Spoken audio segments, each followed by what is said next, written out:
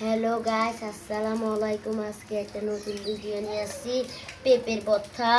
দেখেন, হালকা মরিচ দিতে হবে, পরিমাণ মতো লবণ দিতে হবে, তারপর পরিমাণ মতো লেবু, এরই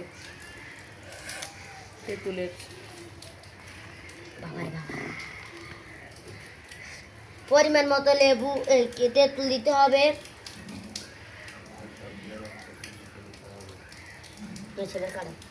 মেখে নিতে হবে। বাসা রে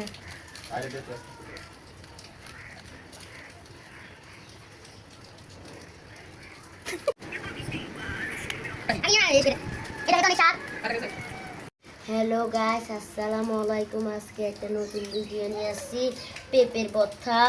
দেখেন, হালকা মরিচ দিতে হবে, পরিমাণ মতো লবণ দিতে হবে, তারপর পরিমাণ মতো লেবু, এরই তেঁতুলের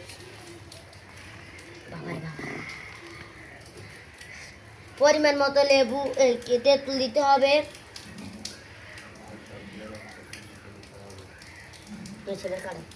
মেখে নিতে হবে। বাসা রে